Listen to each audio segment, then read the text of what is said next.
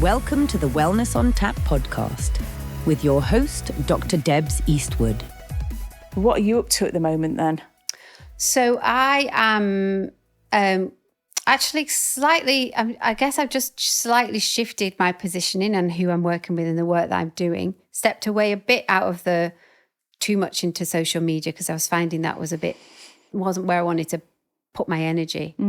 So I went to Mexico, which was amazing. Been to some really great networking events. So I'm just changing my network slightly and pivoting slightly. Yeah. So I'm in a pivot stage is how I would describe it. Wonderful. Yeah, but in a good way. Yeah. Yeah. Yes. Yeah. Yeah. So realising perhaps what's not feeling right and moving in the direction of what is. Yeah. That's a really healthy progressional state to be in, isn't it? Thank you. Yeah. Wonderful. Yeah. So for those that don't know anything about what it is that you do, how would you describe what I do? So I would describe it as energy alignment work, actually. That's how I've started, how I talk about it. So a lot of people, especially successful leaders and visionaries and founders and business owners, I was noticing that a lot of them get to a certain sort of point in what they're doing. And it's a lot of high performance. It's a lot of pushing. It's a lot of like striving for more income and all these things. And a lot of time people get there and they realize, but hold on, I'm still a bit off. I thought once I got here, I'd be happy and I'd be sorted, but actually I'm just really busy and I'm not really, I'm not necessarily fulfilled. There's often potentially their family life isn't how they want it to be. You know, something's not quite right. So when the work I do comes in at that point and we sort of say, okay, let's look at you. Is your energy in alignment? And actually, if it's not, there's something not right inside of you, then that's going to have a whole ripple effect on everything that's going on around you, how you're earning your money, how you're running your business, how your family life is, how you're feeling, what the impact is that you want to have. So I come in at that point and really look at, okay, what's going on inside? Is there some friction there? Is there some beliefs that you have that are potentially not serving you or holding you back or making you they're limiting you in some way? Often these beliefs you don't often necessarily know that they're there, but they are. And when you can help people see you can't always see what the internal is, but when you can help someone really feel what all that is and release that for them, then the rest of their world opens up and they realize, I don't have to be high performance. I don't have to be chasing. I don't have to keep striving and striving. I can just be in myself, be authentic, and actually there's a whole new layer that opens up that not a lot of people get to, but if you can get to that point where a whole new layer opens up and you can have the impact and you can have a meaningful life and you can have the wealth and you can have it all. I work on that with people. So in aligning their energy, using, as you know, I use sound in the work that I do, a lot of energy healing work, a lot of, I suppose, excuse me, I would call it like and just an internal knowing is a very big gift that I have of being able to just be with someone and just see where the blocks are, what they need, where they might be stuck, and bring forth a lot of, I would call it intuitive guidance that I just share with them as well. Obviously, we have a dialogue about it, but I do receive a lot of intuition that is generally spot on. That's an incredible gift. Yes. It's sometimes I'm like, whoa, this is real. You know, I have to own it as well sometimes. Yeah. Yeah. How did it feel when that first started coming through then?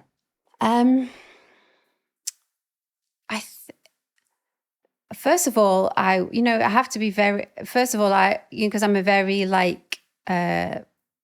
caring person, and I wouldn't ever want this to become an egoic thing. Oh, look at me, I've got all these gifts. Well, hey. No, I don't see you like that at all. I can't imagine you being like that. No, so I'm very mindful of making sure that the person or the people that I'm working are in a place where it's safe, for them to receive any information that I might be feeling. And I think it was a matter of really learning to trust it. So initially I would just be like, do you know what? I'm feeling this here. Is this resonating with you? I'll be like, yes.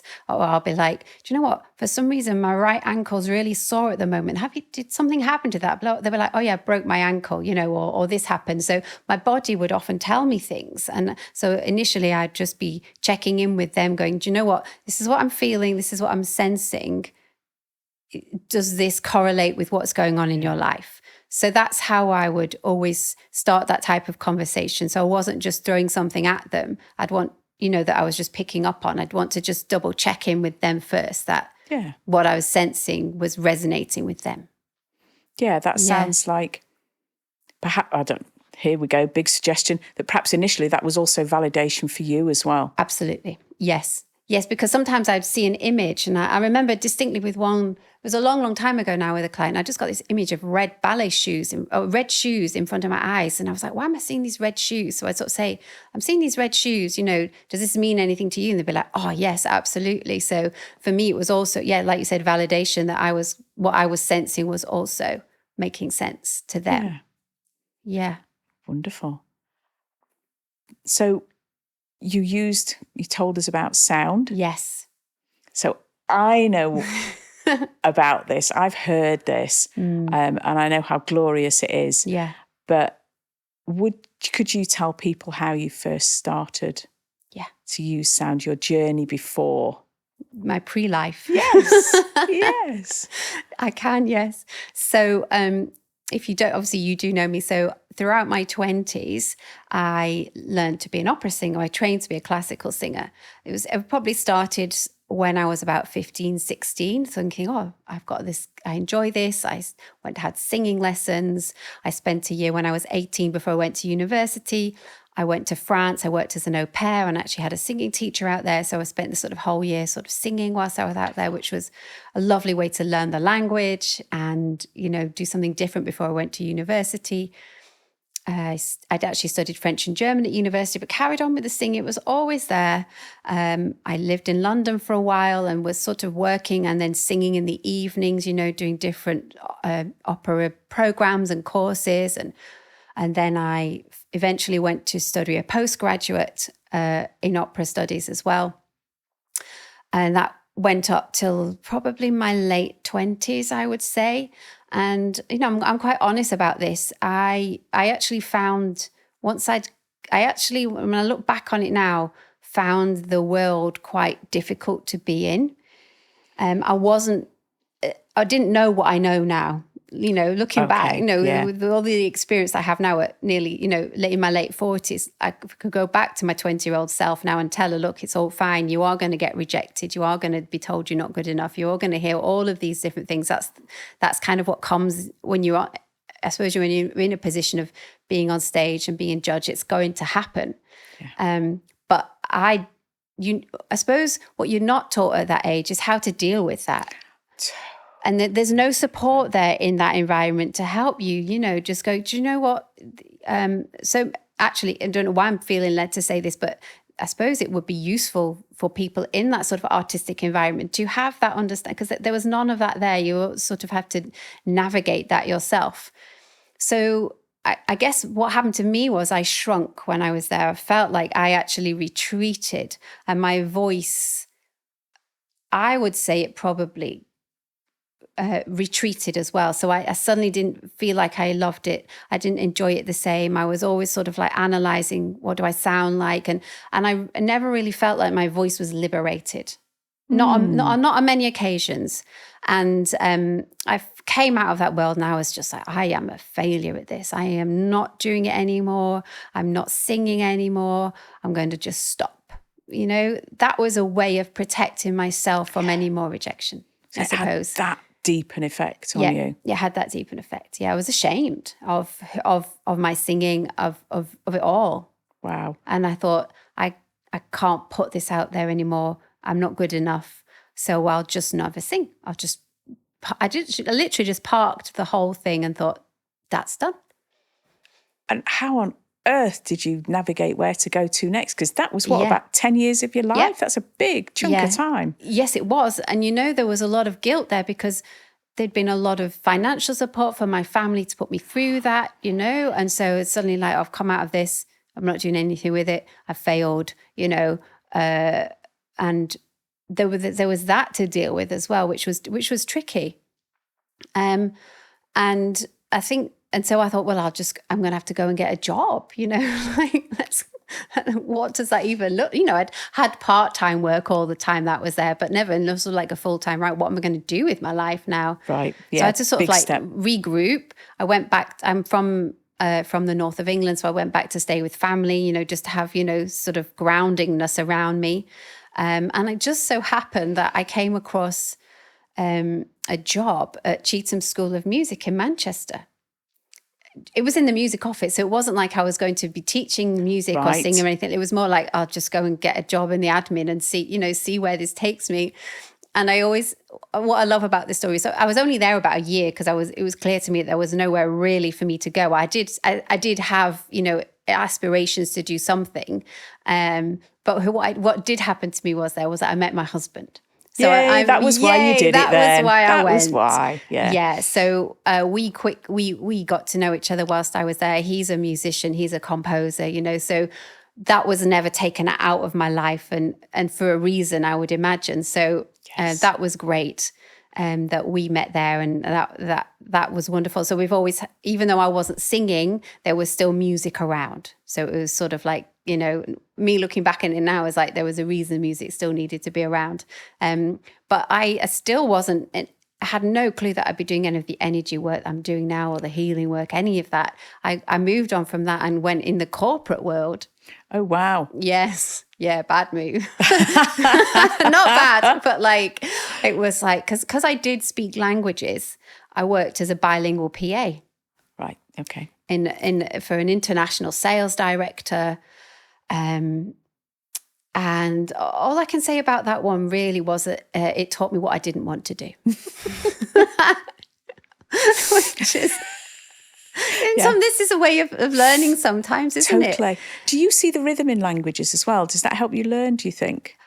Interestingly, I love languages and I hear them. I don't like learning them by rote. When you see here are these verbs, learn these verbs. I'm just like, ugh. Like no. you did at school. But hearing, and I pick up quite easily, and which is, I don't know why I'm feeling led to talk about this, but that's probably why I'm going quite spiritual right now. I speak light language.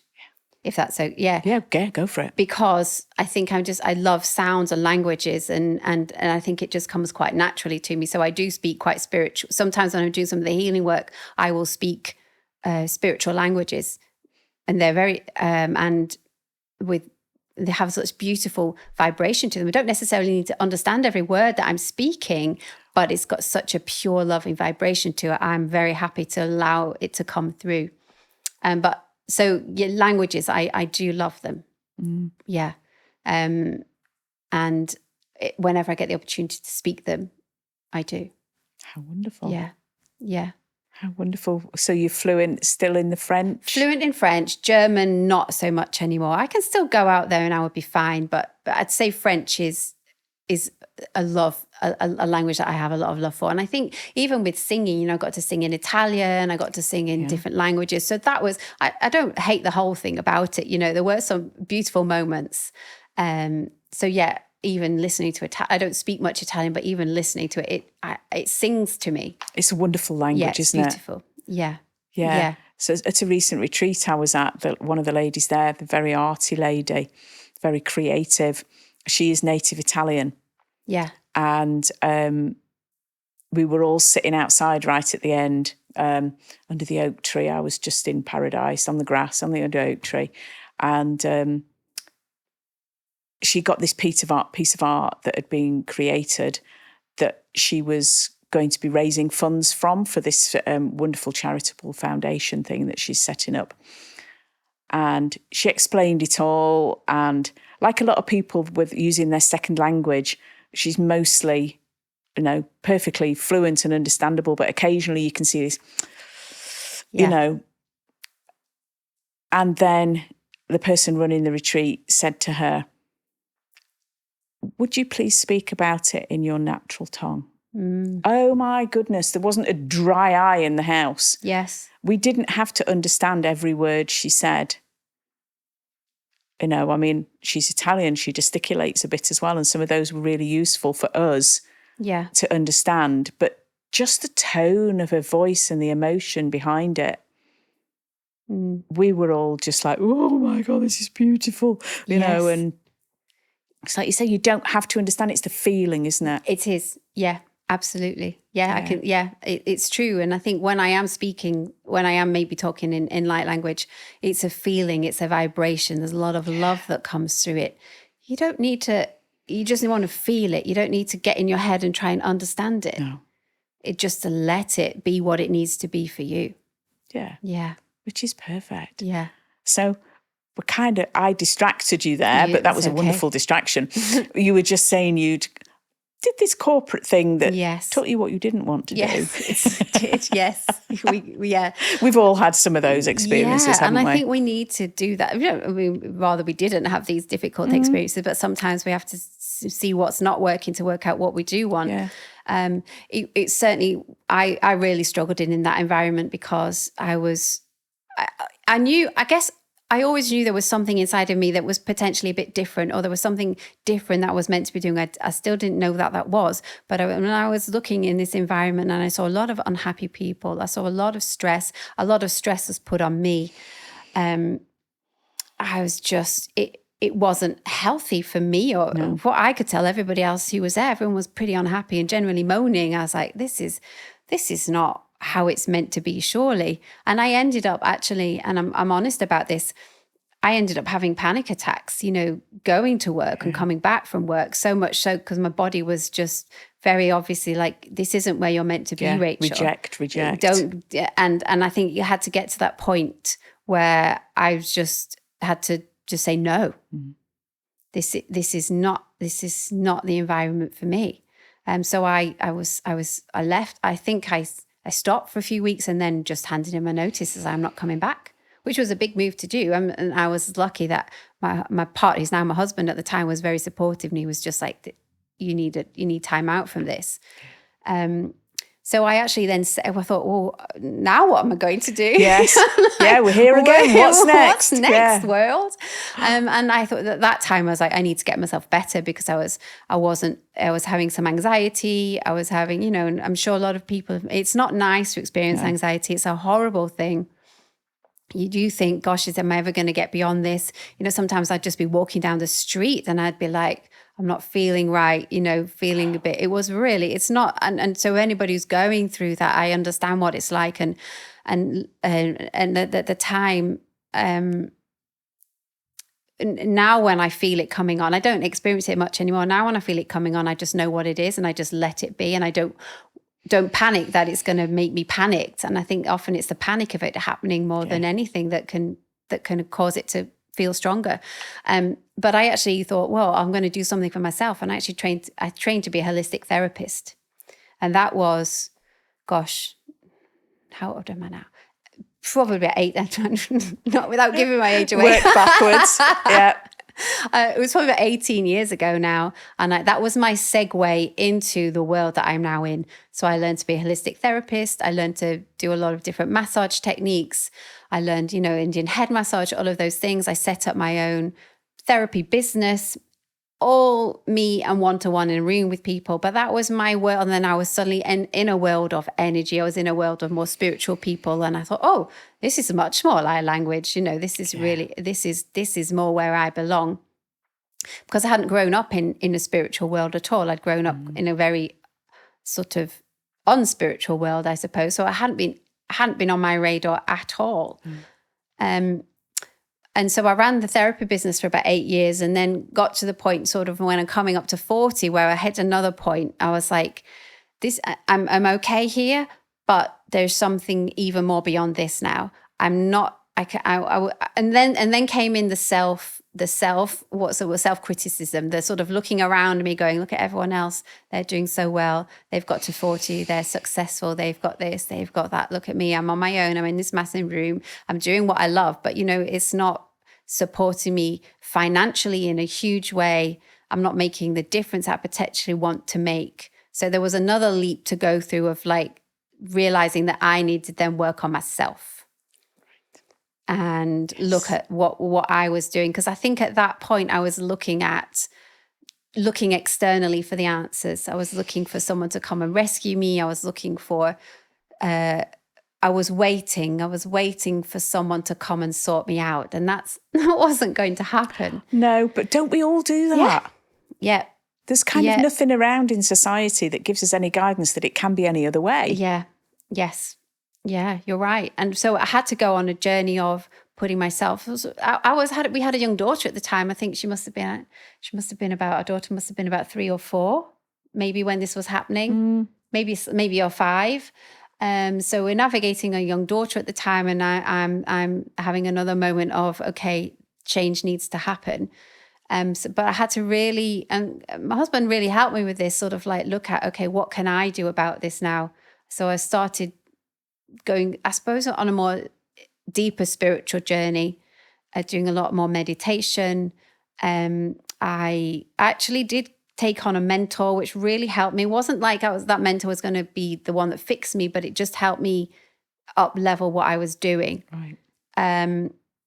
And I realized at that point that I had a lot of gifts that I'd been keeping to myself in my massage room, and I wasn't telling people about it. And I think what I really had to overcome was my fear of what people would say if I really came out and was going, do you know what? I have all these abilities and they're not just meant for the massage room, and they need to be out in the world. So, and how this all links back to the singing was, I realized that's actually, I quickly after that moment when I sort of said, you know what, I kind of said out loud to the universe, what do you want me to do next here? What am I meant to be doing? Because I'm ready for it. I really am ready. Show me what that is. Yeah. Show me what the next thing looks like.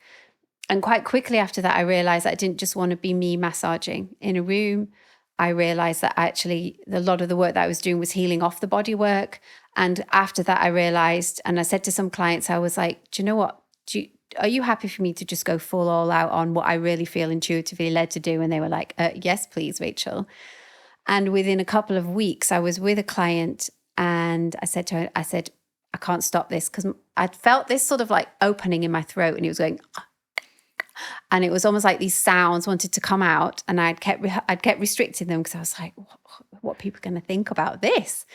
But I knew her really well, and I said, I need to sing to you.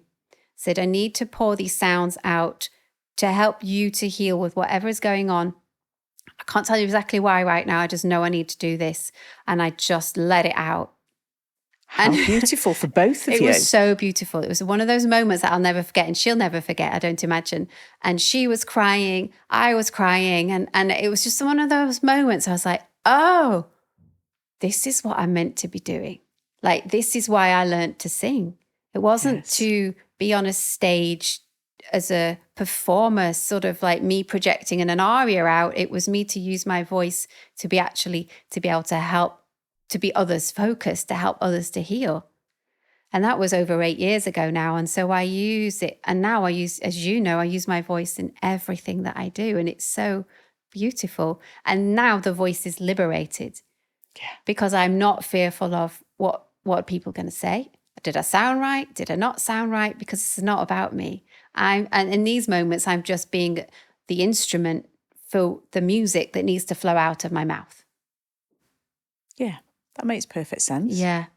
And when you look at it in terms of, well, how does this work scientifically? I always say to people, look, I'm not a scientist. You can go and do a lot of research on how sound makes such a difference to the body. But if you think of it in terms of, sometimes I'm with clients and I feel deeply their emotion that potentially they're holding on to. It might be some grief or something like that. When I sing to them, it just lands with them to such a point where they can just let that grief out of their body. When someone's singing something so beautiful to you that you're holding on to something and you've never, words maybe don't do enough for you to release it. Music and sound can reach levels that words can't always get to. Yes. And so it just gives them that opportunity to go, oh, I can let that go. Or sometimes it's that someone's got so much, they've held on to so much for so long. Maybe it might be anger. You know, sometimes because we're told anger's not a good thing, and we're told to hold on to it so much especially when we're younger, you know, don't shout, don't do this. We learn to hold on to it and not express it. And sometimes I feel that held in someone's body, and I'm able to use the sound to express that anger for them. And so sometimes the sounds I make aren't very pretty, but it's giving that body permission to let that go. And they feel so much lighter afterwards, because it's almost like their body communicates with me, and I'm with the body, and I'm going, okay, what do you need to say here? What have you held on to that you've never been able to let go of? Let me help you let that out with your body. Wonderful. Yeah. So how did it go then from that first experience? Because that in itself was a big leap. Yes. But then to actually start, you know, open the doors, let the world in to see this, that must have been a huge step for you. Yes. Do you know what was a massive help to me was lockdown? Because we all had to go online, didn't we? We did. And we had to make big changes. And I was like, well, if I'm meant to be doing this, then I thought, well, I just started using it. I would just go live on Facebook, and I'd go into groups, and I'd just start using it, you know, for free, just for people to experience it. And it was, I think that was my sort of initiation into sort of believing, and then this actually was having a powerful effect on people. And I think I also at the same time was overcoming any fears of my own around what would people think about this? How will I be judged? And I think because I'm so real with it and so honest with it, then people just know, oh, that's what she does. And I don't try and pretend that I don't do it or hide behind it, I guess. I've seen the effects it has on people, and as you know, I've done it on live. I've done it in big groups in front of many people. I've flown to America. I've done it on stages out there. I'll do a live session, and it might be online. I'll have 100, 200 people there live, and in those moments, I just think, well, I'm just being the channel for this right now, and I'm just allowing what needs to come through for everybody who's there, and so it's not about me. So I don't feel scared in those moments. It's more because I know it's not about me. It's more when it comes to, the traditional marketing, putting yourself out there, the sort of like this, let's say, less comfortable to me. Yes. But when I'm doing it, it's like nothing, I don't hold anything back. Yes, I can well and truly say, I agree. I agree completely with that. So you started out online. Mm-hmm. Yeah. And then when we, groups, small things. Yeah. Yes. How did it progress? Yeah. How did it progress? So, in that period, I was actually had a lot of friendships and blossoming over in America. So I was in a mastermind that was American based. So actually, my client base grew because a lot of my contacts were in America. So it was like, okay, well, I can't see them face to face. That's impossible. It's a long way away. And being in the world of energy, I also knew that I didn't need to have someone sitting in front of me to be able to feel what was going on for them. And I realized that quite quickly. And actually sometimes for me, having a body in front of me gets in the way because I like to look inside the body, and I close my eyes a lot. And I actually realized that this can work from wherever. And wonderful. So I had clients in America, Australia, New Zealand. I was finding that they were coming up from all over the world, which was amazing. So mainly for a few years I was online because that's all we could do. And then I suppose it was a couple of years ago I was feeling like, okay, it's time to be able to do this in person again now. Not necessarily one-to-one in person, but in front of groups of people, because the impact that my voice can have on one person or 300 people in a room is just as profound. So why would I want to just limit this to me and one person when it could be me and thousands of people? So that's the vision I have, is to be doing much more. Yes, keep the private work that I do, because I think that's really important and I love that work, but also me And let's have thousands of people out there using this voice to help people really, let go of the things that we just don't need to hold on to, that hold us back or limit us or tell us we can't do this or we can't do that. I think it's needed. Yeah.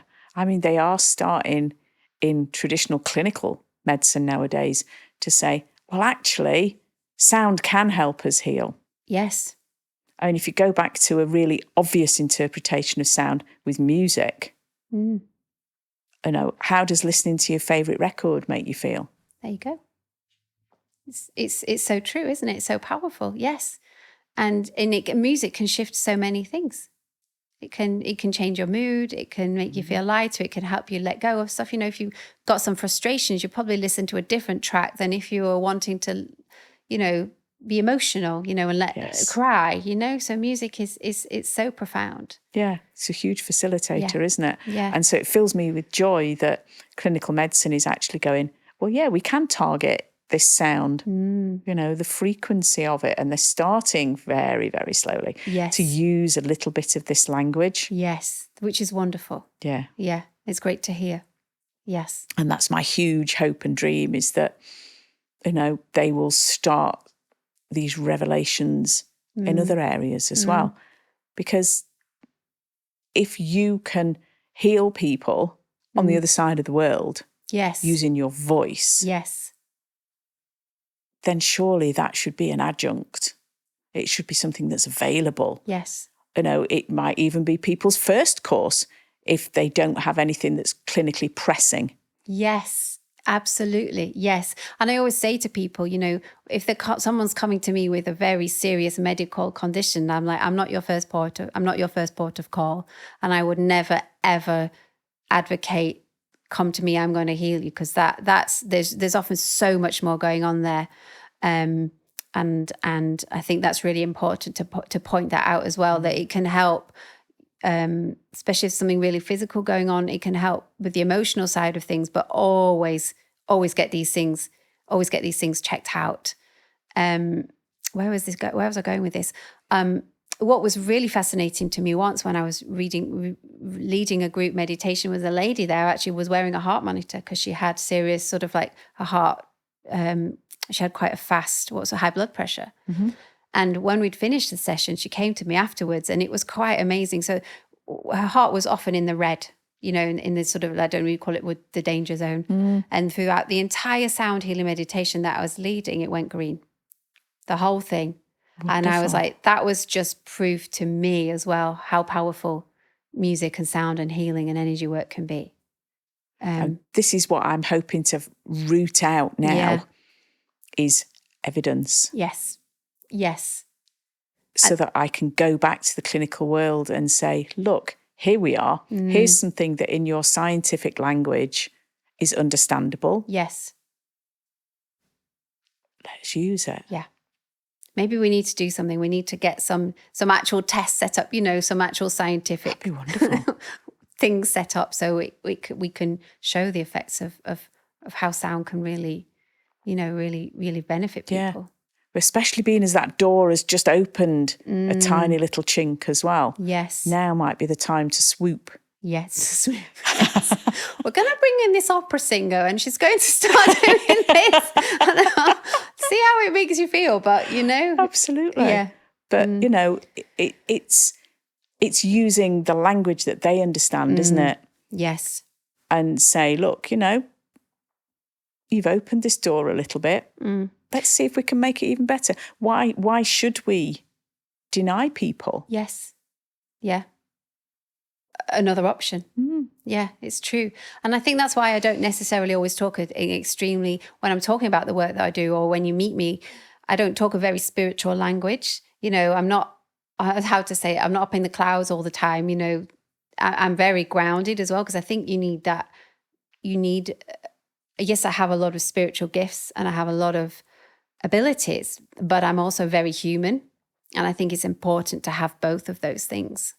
Totally. And the fact you have such a compelling backstory, lead-up story to how you've got to where you are gives you so much credibility as well. Yeah. And And, my father was a judge and my mom was a nurse. So very sort of like grounded upbringing. And I think that was really good for me in many ways, because when I started being open to the energy work, I was very sort of mindful of, well, okay, I'm feeling like I literally feel energy in my hands. I remember when I first sort of started working with energy, I was very clear, look, if I'm meant, I sort of spoke up there to what I would call the guides or the angel or sort of whatever you want to name the thing that you feel connected to. I was like, okay, if I'm going to do this, I need to be able to feel this. I need to know I'm not just making this up, And so instantly, whenever I'm working, I feel energy in my hands. It's like I've got magnets there. So it's like I can't not feel that. It's there. I feel it pulsing all the time.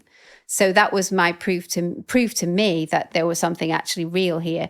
And I think the first time I experienced energy work on myself, I felt it very strongly. And I think that was so that I knew this was real, and this wasn't some la thing that I was just making up.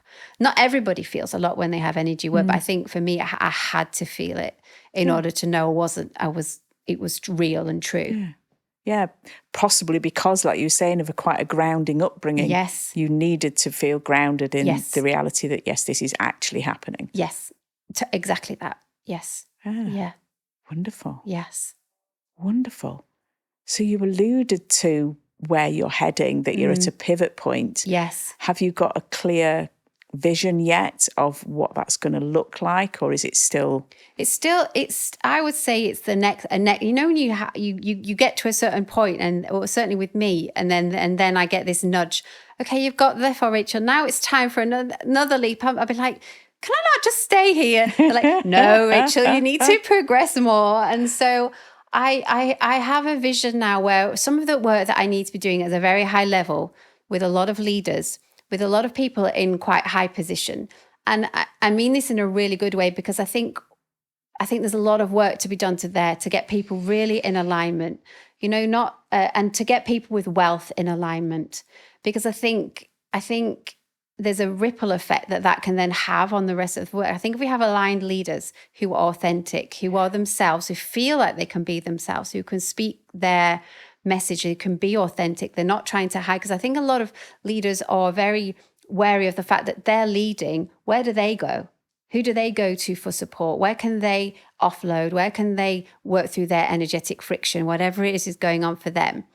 They often feel like, well, I'll look vulnerable if I show any weakness. Or people are always, when you are leading, when you have got wealth, when you're in a high position, people always feel like, well, someone's going to try and get something off me. They're trying to get me for my money. They're trying to get me for that. And I think when I'm working in that level, where with helping, I'm saying those people, but helping at that level will actually, when we've got aligned leaders and people who are authentic and feeling safe in who they are, just imagine the ripple that will then have down, on the organizations that they work with, on the philanthropic work that they do, all that will have a big shift in the world. So I see that's where I need to sort of be hanging out, I suppose, and working. But also I'm very mindful that then gives me a lot of freedom to be able to then give back. So a lot of people want to work with me, and I can't work with everybody privately. I've got to have integrity. I can't see 100 people a day, and I don't want a conveyor belt of people. I'm just sort of seeing one after the other, because I would just become depleted and they will get nothing. So what can I then create with the sounds, with the work that I do, whether that's big in-person concerts, big in-person, events, retreats, also programs that I can create that I can just give to thousands and, hundreds of people. So I can sort of work on both ends, if that makes sense. It does. It does. So that's what I see. But I think what I had to do was just briefly take myself out of the noise of social media. Certainly at the beginning of the year, when everyone's doing reels and everyone's saying you need to do this and everyone's saying you need to market yourself this way, I was finding it exhausting and sort of quite inauthentic, chasing the next thing and chasing the next that. I was like, I have to step out of this for a while, because it's not resonating with me. So I had to leave it for a while. And that meant leaving some of my work behind, because a lot of my clients came through that type of, the organic reach that I was getting. Right. But I also was finding that quite exhausting myself.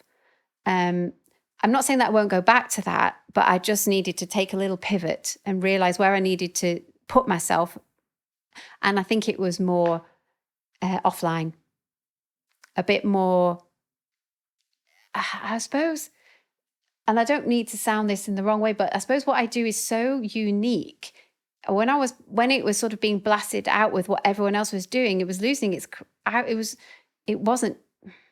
losing not its credibility, but I was just becoming a noise with everybody else, and that's not where I wanted to belong. Absolutely not. And you shouldn't belong there. You don't belong there. Thank you. I agree with you completely that your work is unique and it's of quite a high vibration. And I think I needed to take it out of that and let it be its own thing over here on its own beautiful journey. Yeah. And not feel like you have to do what everyone else is doing. Yeah. I mean, you're not alone.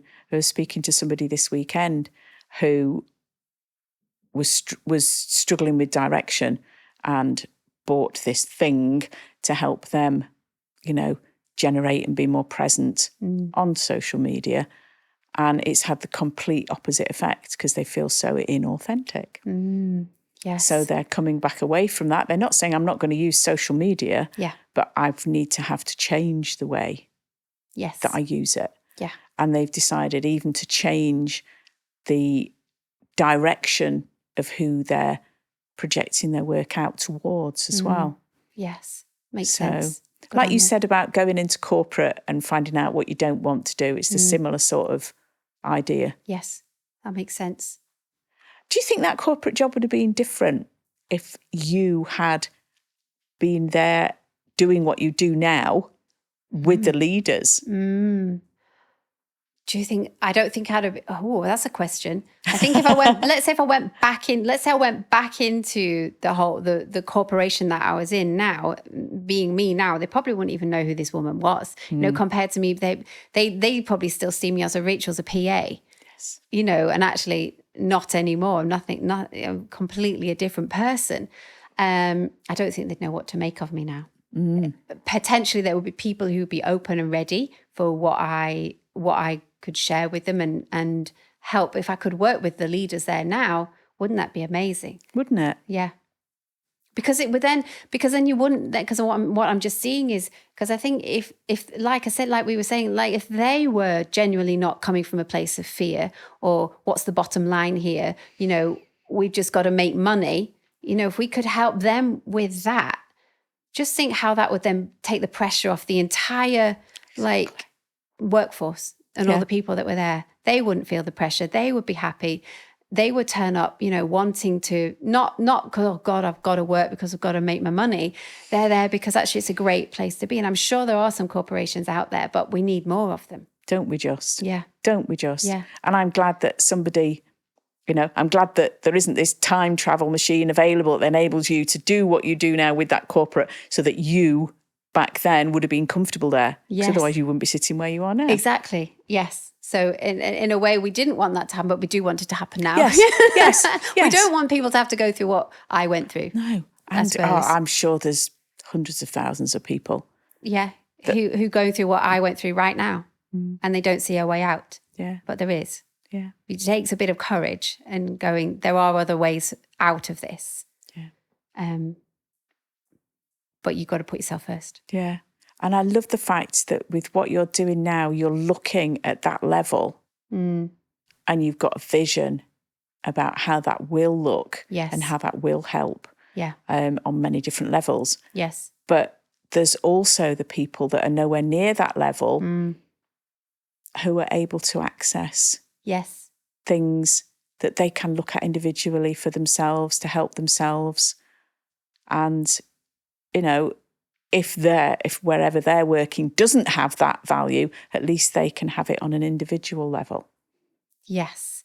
In what explain that to me a little bit more. So I think, if you went into a big corporate, did your magic. Yes. That transfused down. Yes. Into the everyday person working there. But the everyday, if that didn't happen. Yes. And you weren't in that top level, but the individual found your work. Ah, yes, I got you. Yes. And could then say, well, it's not there at work, but I can have it just, for me. And maybe I can then Absolutely. Yes, exactly. I suppose what we're also saying is you don't have to wait for a big change in the corporation for it to start having an effect on you. People can find my work online, and there's programs they can join, there's meditations they can listen to, you know, they can find that there. And also, a bit like me, I realized the change wasn't happening where I was, so I needed to do something for myself, and that's also an option. We don't have to wait for something to change, or think, oh, if I'll just go and get a job over here, maybe that will get me sorted, or I'll just wait till more money's coming in, or maybe just decide maybe this is just what life is like, and I'll just put up with it. We don't have to. Yeah, that's it. I mean, when I look at my sort of journeys, I've described them in the past as being, you know, I went and did the academia initially as a legacy to my mum, and I knew I wasn't stupid. Yes. Did it fill my soul? No. Not at all. I didn't understand it fully back then. My spiritual journey hadn't really begun. It was just a case of, this isn't doing it for me anymore. And there wasn't any deeper introspection at that point.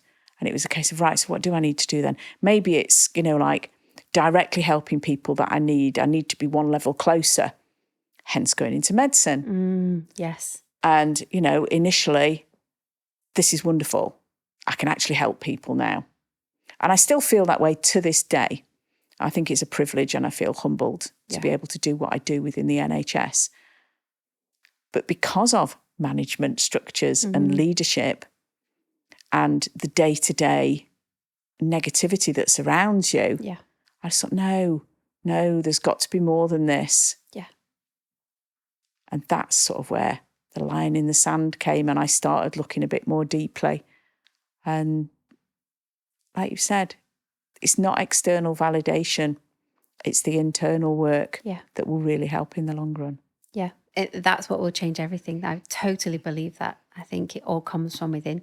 And I think sometimes we can be fearful of that change because we think, well, what will people think? What will they say? And so it takes a brave person to go, well, I'm going to, because I think sometimes when people see you changing, it brings up their own fears, and they try and keep you safe where you are. Understandably, you know, they're worried. They've got their own stuff going on. But I think to don't let that stop you, I would say. Yeah. Yeah. I'm absolutely certain that if my mum was still around, she'd be saying, I don't know what it is that you're doing, but I really like it. That's amazing. You know, I don't understand, but. Yeah. And she's probably she'd see the change in you as well. Yeah. You're happier. Without that fear. Yes. As well, she wouldn't have that fear. She'd have curiosity. That's amazing, because I think a lot of people's, whether it's partners or parents, still have their own, you know, I remember when I was going to become self-employed, you know, the very first question, you know, understandably, your parents want you to be well, you know, they want you to be, but how are you going to survive, Rachel? How are you going to earn money? You can only do so much as yourself, you know, great questions. But if I'd have listened to that, I'd have stayed in a job, and then I would have become soulless. Yes. Wasn't for me. Exactly. And I'm not saying everybody needs to become self-employed. It's not for everybody, but even if you can still have a job and feel very fulfilled in it if you take care to look after yourself. And that is so often the missing link, isn't it? Yes, always. It's always the missing link. And it's not well enough talked about. No. That's another mission we need to go on. We've got many missions to create after this, Debs. I think we're going to be busy. Yes, yeah. Or I'd love in the future when you are achieving this. Yes. And we've ticked off some mission tasks and are helping the world in our own unique ways. I'd love you to be able to come and tell me more. Yes, well, we'll come back for 2.0. Yay! Yes. What's happened since? I'd love to be able to share that. Yeah. That would be wonderful. Thank you. Because I know you'll achieve it. Thank you. Appreciate that.